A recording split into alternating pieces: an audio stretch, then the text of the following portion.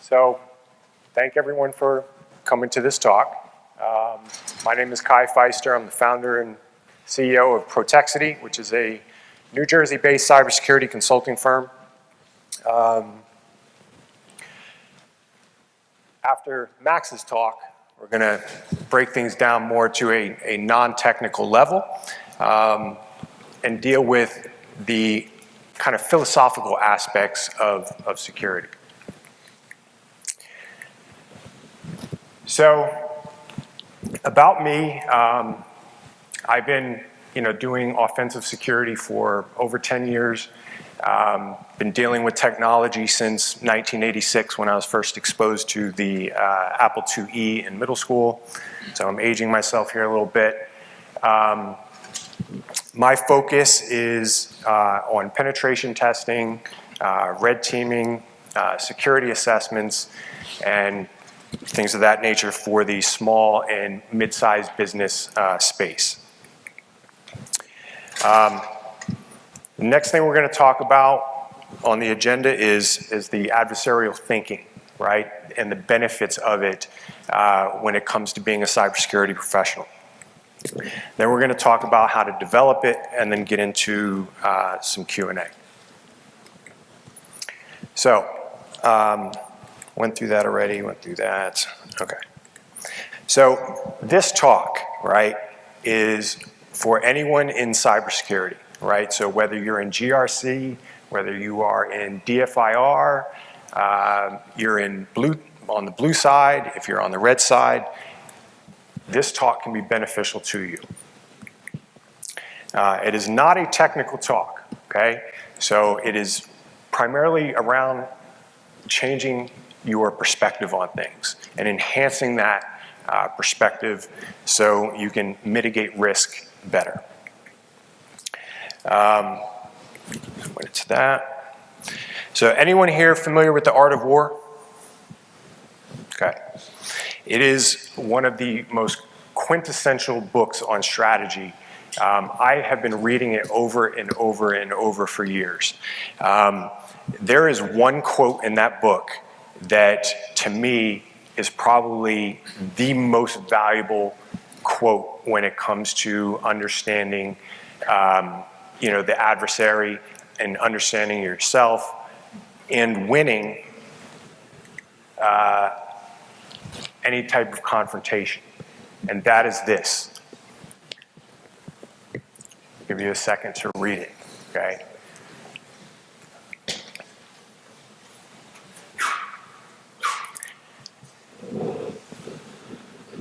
If we don't know ourselves, we don't know our vulnerabilities, we don't know our strengths, okay? When it comes to any kind of conflict, we're not going to be successful because we don't know what it takes to defeat our adversary. We have to understand our own weaknesses first, right?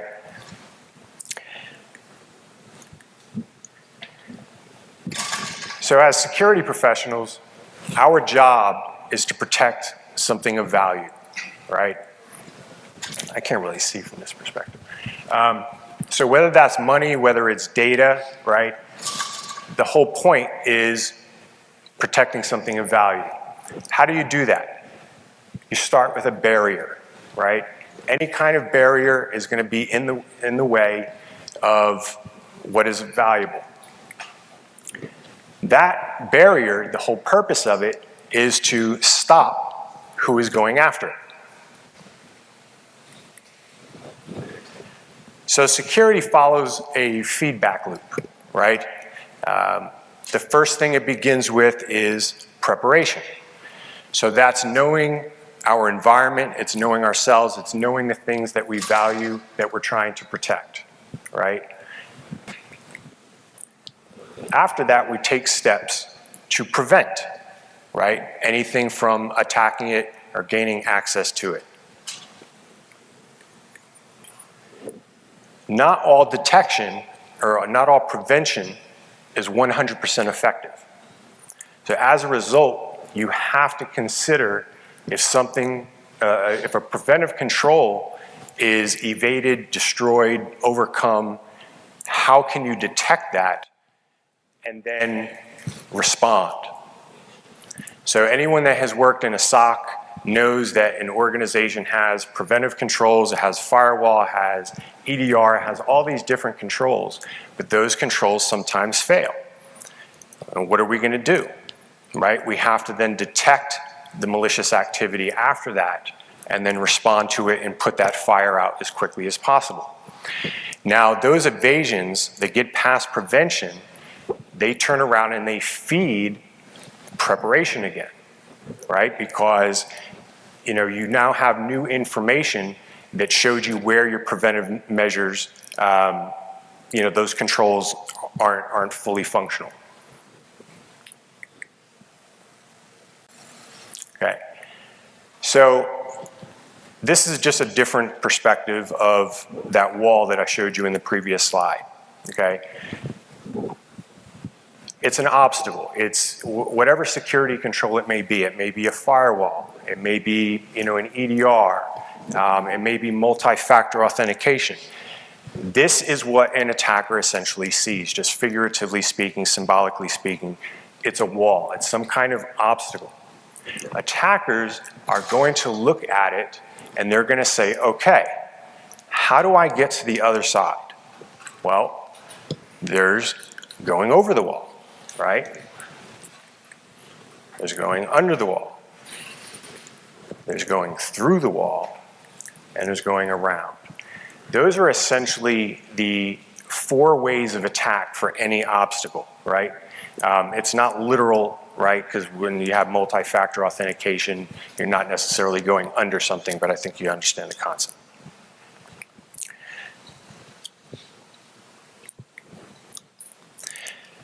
So, in defining the adversarial mindset, there's 3 primary elements.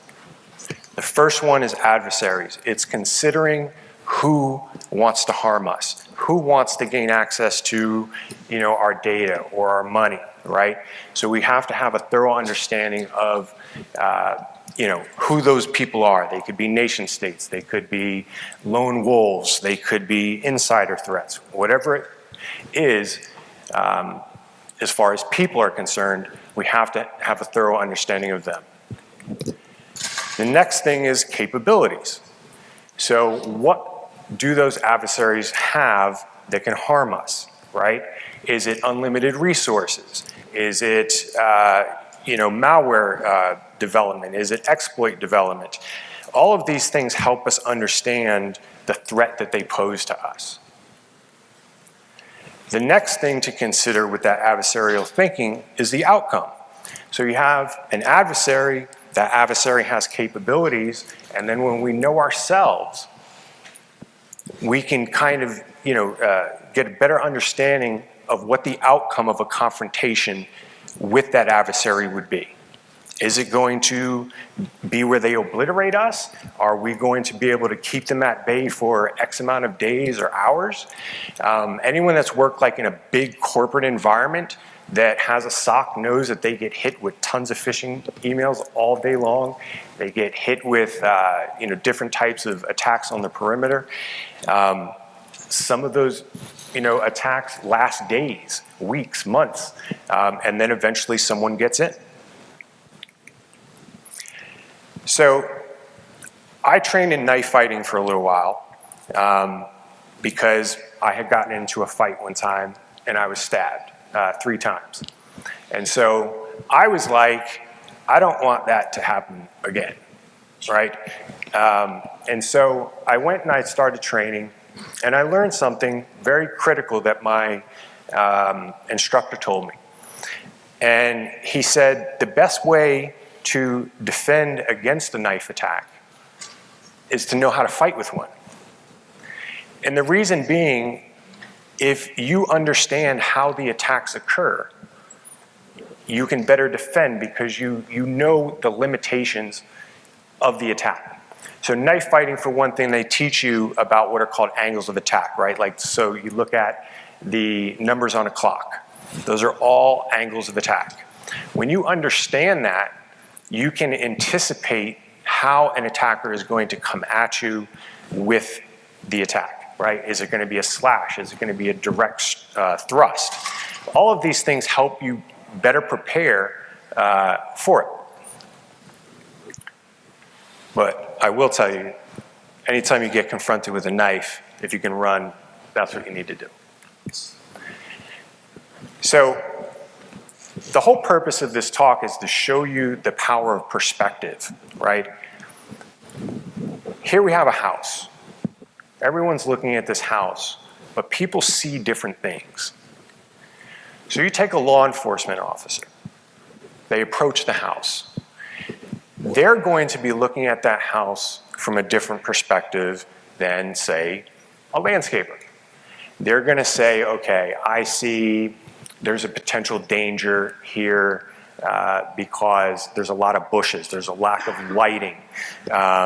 You know, the basement windows are covered by bushes, which would allow a burglar to conceal themselves and, you know, try to get in through a window. They will see all those kinds of risks. You take a fire safety professional. That person is going to see, okay, there's leaves right here on the side of the house. These could potentially catch fire, cause the house to get on fire. They're going to see that.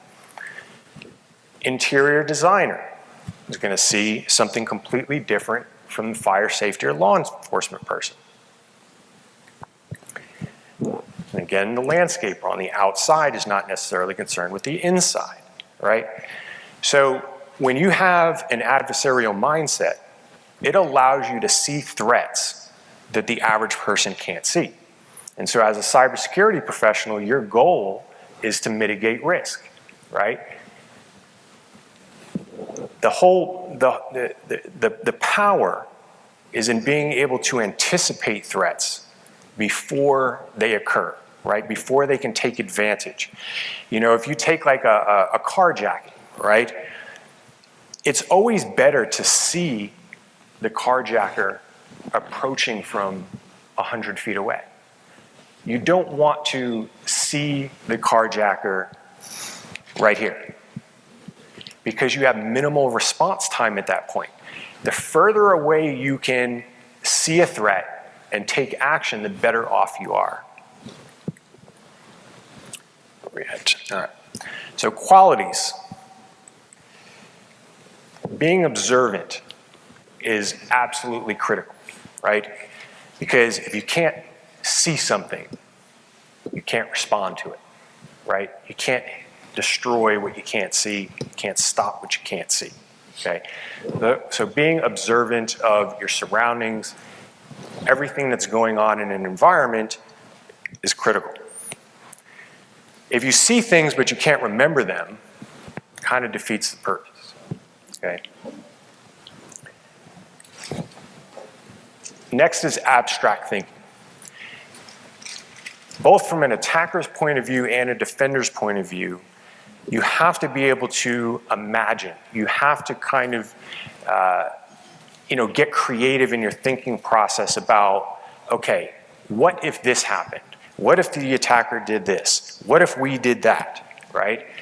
All of that kind of abstract thinking contributes to being able to identify you know, threats and risks early on. Adaptability. Circumstances are constantly changing, right? So if you draw a conclusion on something that you see,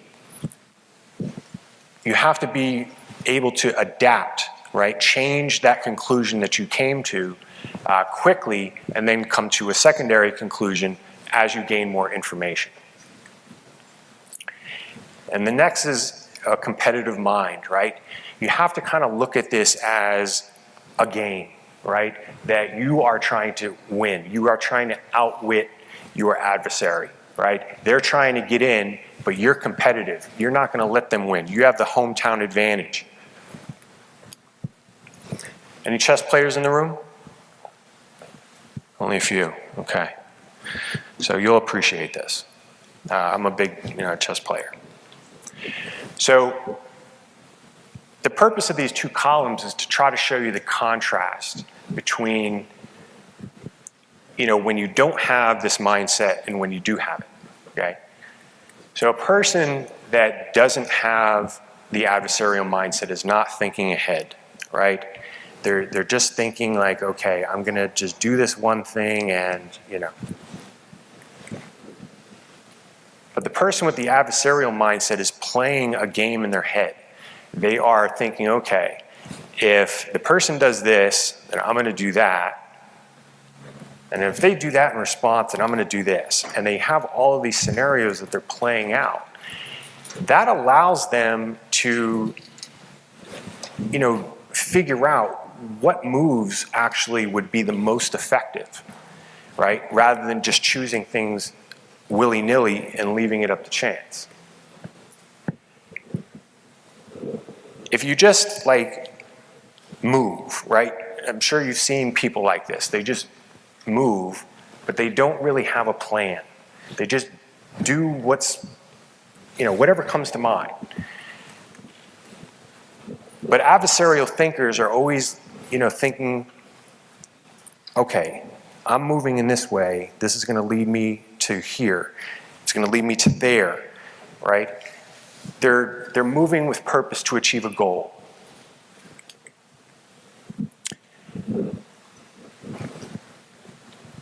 Again, not having a solid plan. If you don't have a plan, you just accept whatever, right? When it comes to security, the goal is mitigating risk. So you have to begin with that end in mind. You have to, you know, strategize in everything that you do.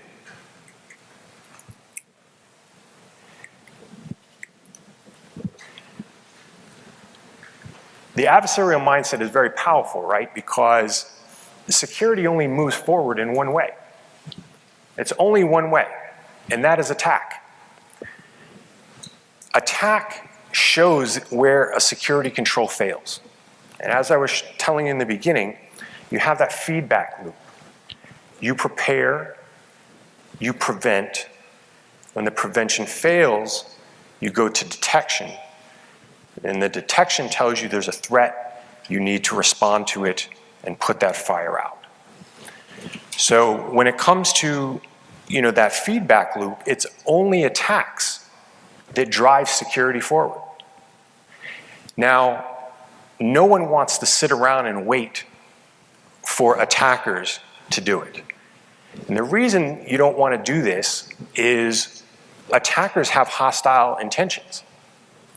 So you think about this, if you discover vulnerabilities through a malicious party, it causes all kinds of domino effects from there, right? How you can achieve that same result is through simulated attacks, right? Which is what offensive security professionals do. The simulated attacks allow you to identify or achieve those same results of moving the security ball forward without the hostile conditions.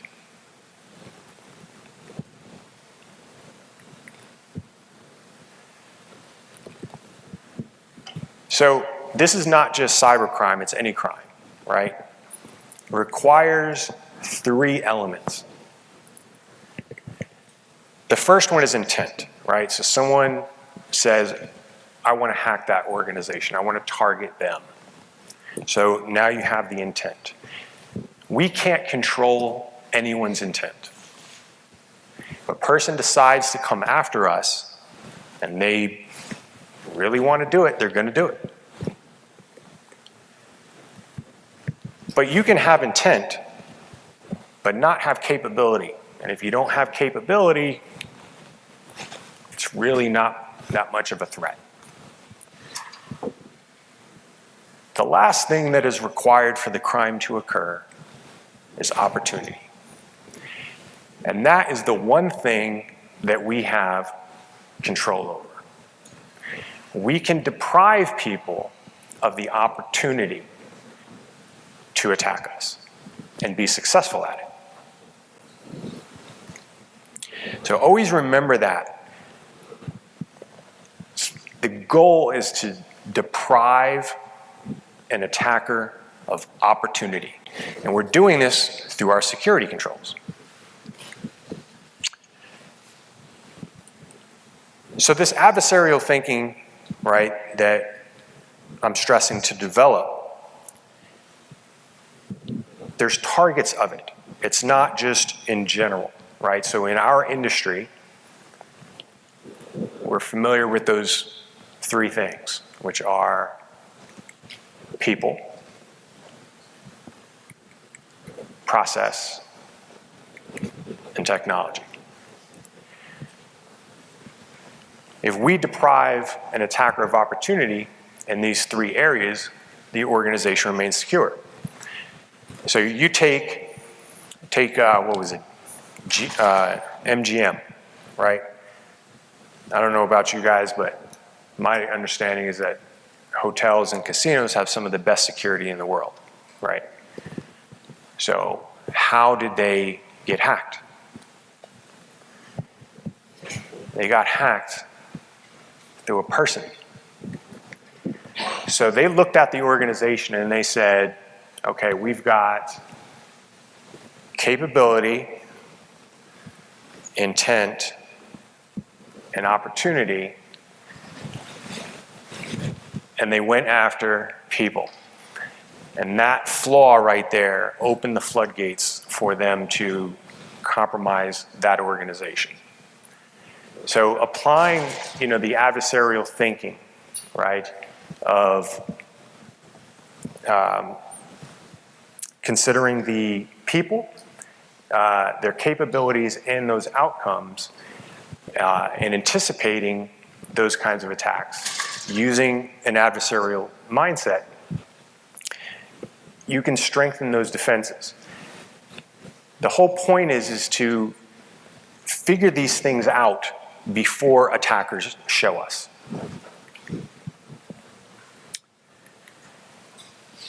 So one of the reasons why you want to have that adversarial thinking is because when you don't have it, when you don't think beyond, the immediate moment, and you just look at how things appear, and you don't consider maybe this might be more than what it appears to be, that is when there's those security breakdowns. Anyone that's worked in a SOC has seen this, where someone was like, oh, that's a legit application, and they dismiss the threat, right? As we all know, attackers are using things like RMMs for persistence, right? So they, are under the radar as far as, malware and things like that, even though like the RMMs are now being cataloged. Another example of someone not looking beyond the surface and thinking like an adversary. These are how all of these compromises happen, because there aren't security controls that look beyond the appearance of things. Lastly, there's this one, is not thinking beyond the basics.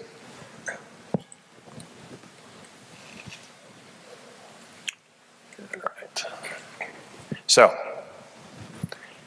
how do you develop this mindset, right? Board games are excellent for this, especially chess. Chess teaches you how to really look at things and understand their strengths, their weaknesses, their limitations, how things interact with each other, how the pieces interact. One thing I love about chess is you have the pieces that are attributed values, right? So, the queen is considered, the end-all be-all as far as power and attack. And then you have minor pieces like the rook, the knight, and the bishop. And a lot of people believe that if they lose their queen, they can't fight. But I have come to realize that If you take your minor pieces and you can coordinate them with the right strategy and attack, you could be way more powerful than someone with their queen that doesn't know how to use it. So it's this kind of this mindset that when you are protecting an environment, when you are, and again, someone said this on Twitter recently about, you know, it being a hot take that pen testers play a defensive role. And my response is, anyone that works in cybersecurity is playing a defensive role, no matter the means that you use to achieve it. Because the ultimate goal is whatever you're doing is to feed the organization information that they can use to enhance their defenses. So games like chess, Go, backgammon, they can all teach you how to think in an abstract way, how to have limited resources, right? We're all fighting for budget, right? You know, either to purchase pen tests or purchase tools, you know, personnel, whatever it may be. But games like chess, games like Go, they teach you how you can still win, even with limited resources, if you know how to maximize their impact. I'm not a sports person, but I've watched enough of it to know there's a lot of strategy there. And it teaches you how to overcome an obstacle, right? So, you know, football, for example, right? Trying to get to the other side, make a touchdown, but you have an opposing force. How do you get past that force?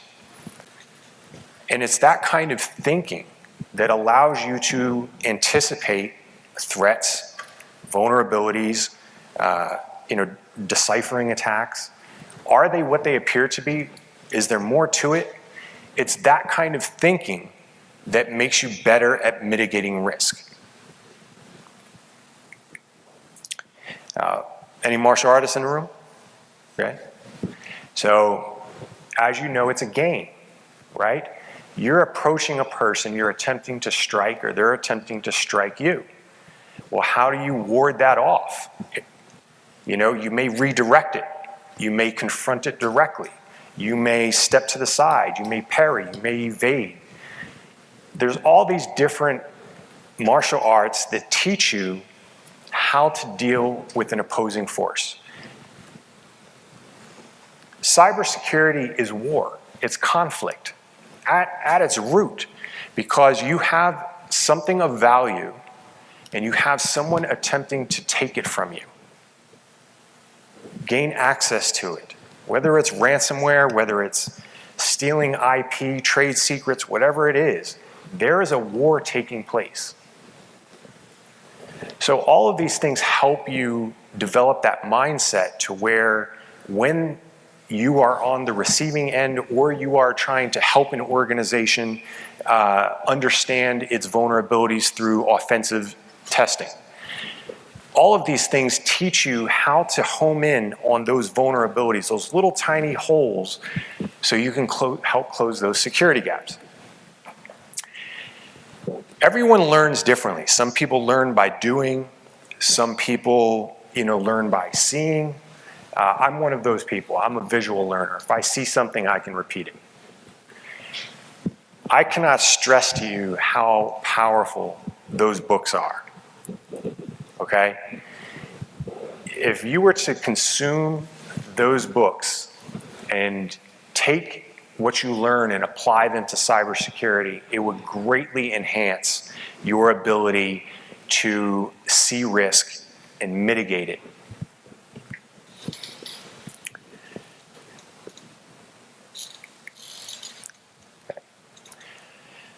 So I'm going to get into, you know, the core benefits. There's many benefits, but I'm just going to get into the core ones here.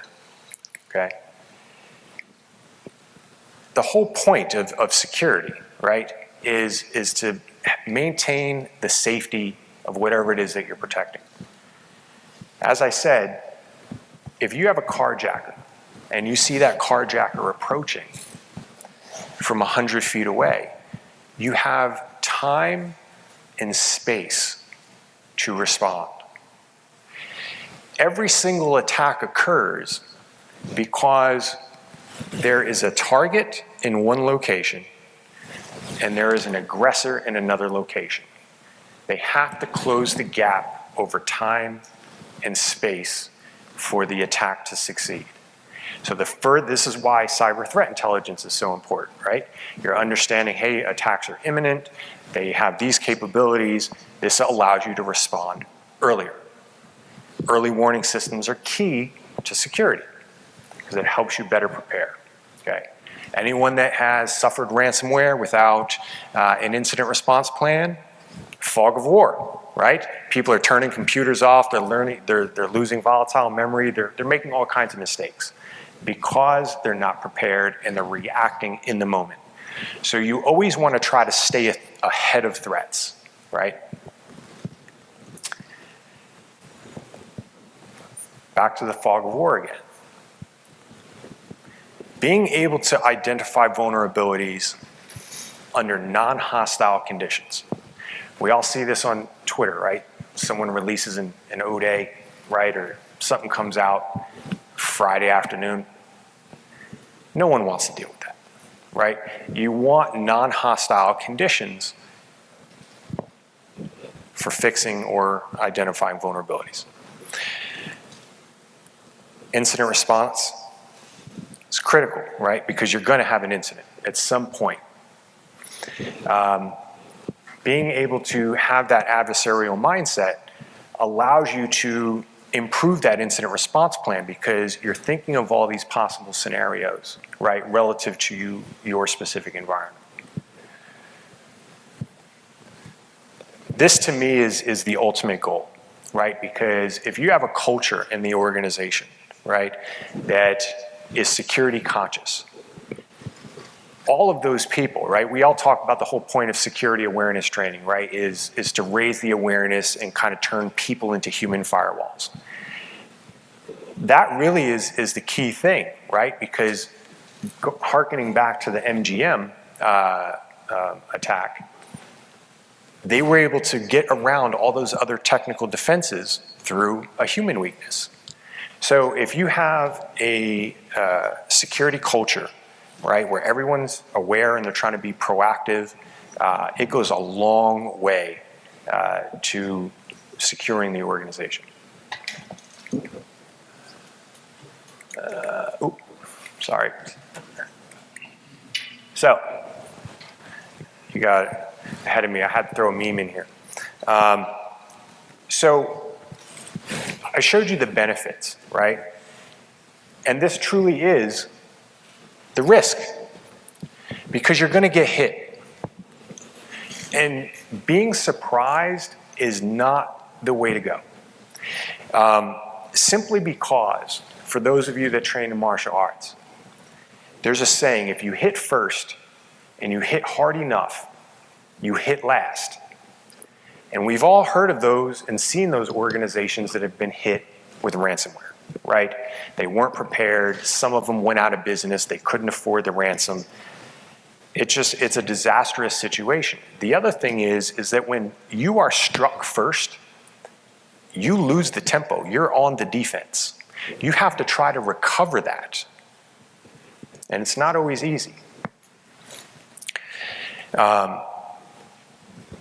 Anyone been in an organization where they underwent the fog of war? There was some kind of major security incident and no one really knew what was going on?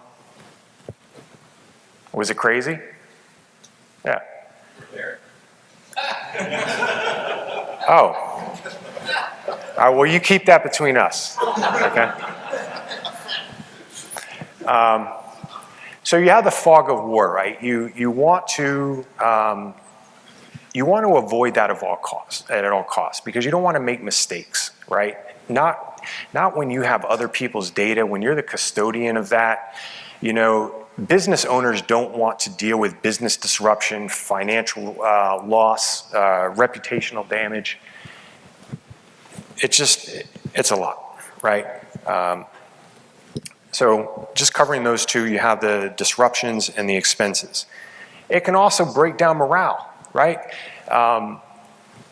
people are concerned about their jobs, right? Because if the company's not doing well, right, they have financial loss or reputational damage. It's just like, you know, shoplifting, right? Do you think when people shoplift that the stores are like, you know, we just lost that, I guess we'll just suck it up? No, they pass the loss down to the consumer and raise prices. So when there's a ransomware case, right, or the company is not doing well, right, as a result of a cyber attack, you think maybe they're going to try to save money by letting some people go? Yeah, sure. So it's in everyone's best interest to ensure that the organization remains secure. So that is pretty much it. Questions? Of course you. In your earlier slide, when you talked about the energy impact, you talked about the opportunity of attacking people. Do you have any examples of attacking the process or attacking technology where the cyber criminals attack that? I mean, you think about process. I mean, process is tied to humans in most cases, right? So you take, for example, wire transfer fraud. Right, that's an example of jumping in the middle of a process, right? So when someone gains access to someone's email, for example, we've all seen that, right? They get in, they add the inbox roles, they, you know, go into the RSS, all the information goes to the RSS feed.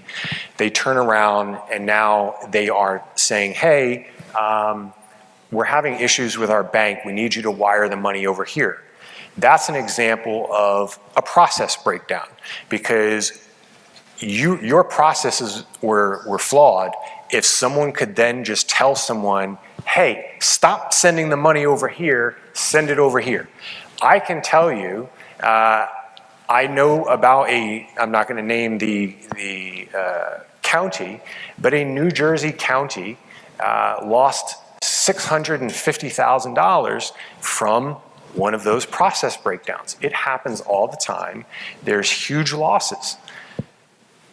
Did that answer your question? Yeah. Okay. So I kind of wrote it down, but this environment where like companies are like cutting or downsizing, like how do you communicate the importance of putting obstacles in the way to protect the things we value? Because right, in order to put the obstacles, we need to have visibility, and the laws cost money, right? And so, for me, it seems like until organizations suffer the breach, it's really value security. So how do we kind of combat this? I agree with you. I agree with you, and I agree with it not just in cybersecurity, but in life in general. Crisis initiates change, right? People are creatures of habit. If things are fine the way they are, most people just kind of continue on that path. And it's not until they have some type of crisis, right, whether it's financial loss, reputational, you know, damage, business disruption, whatever, they don't take it seriously. So it's kind of difficult, right? If a business owner doesn't see that, it's difficult to convey it, right? You know, I would try to find news stories of similar sized organizations that got hit and the consequences, because that is a way that you can kind of say, hey, we're a similar size in the same industry. You know, this is what happened to them. It could happen to us.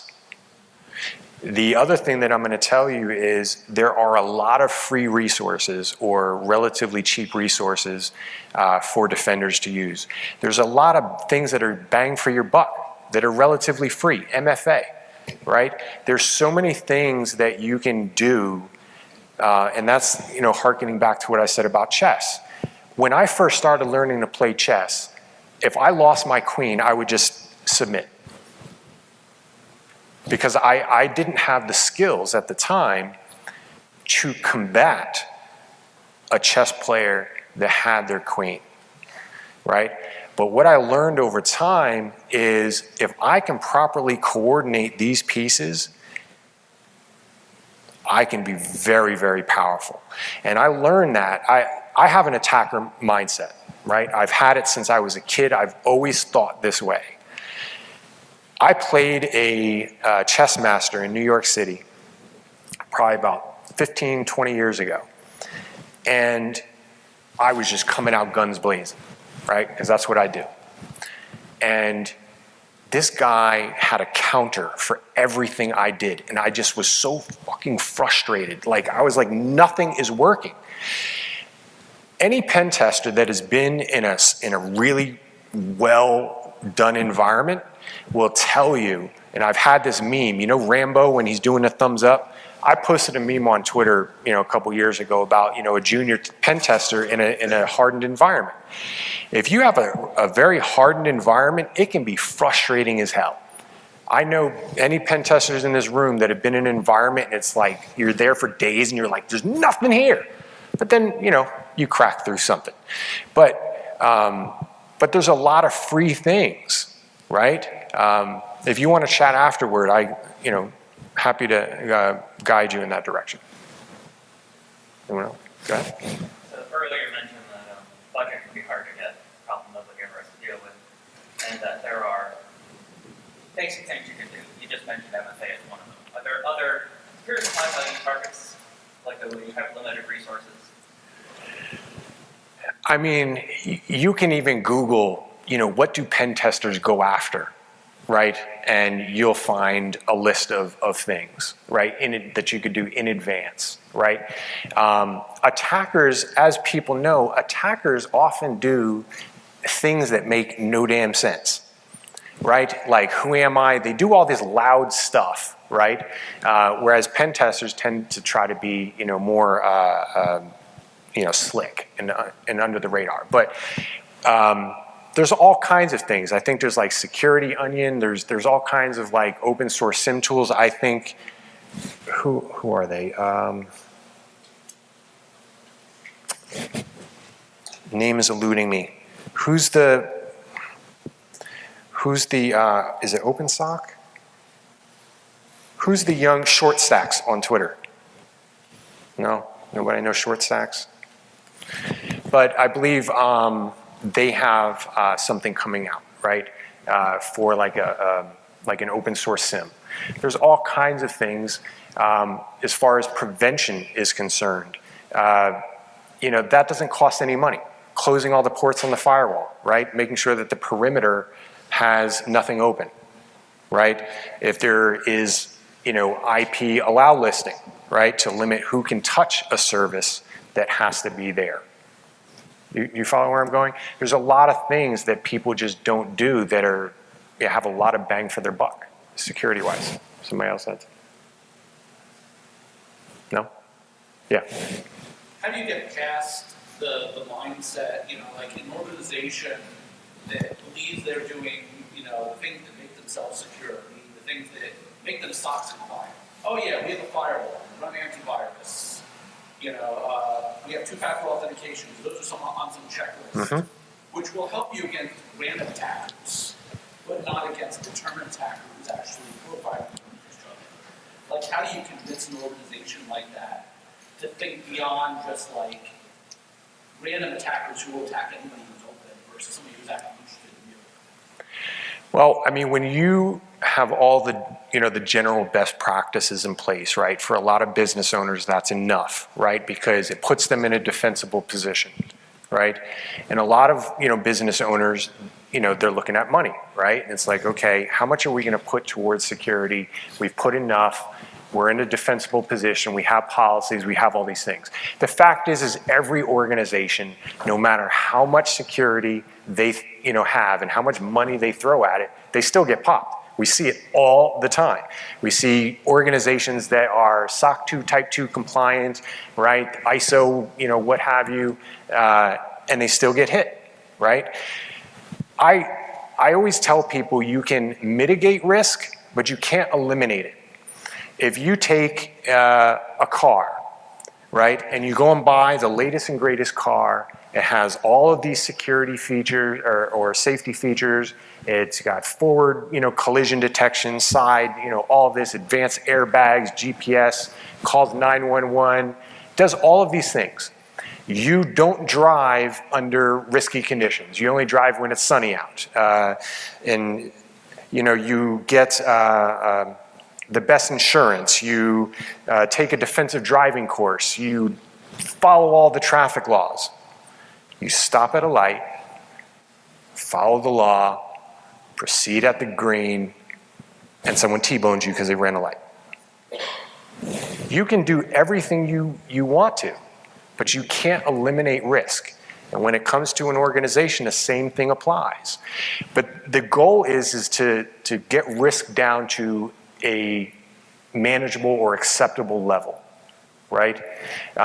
If you have an organization that is doing everything, all the basics, that organization, it seems, is accepting that, hey, we've done all of this. But if you want to take it to the next level, you have to be able to demonstrate to the higher ups why the additional testing is needed, right? That's why you have red teaming, right?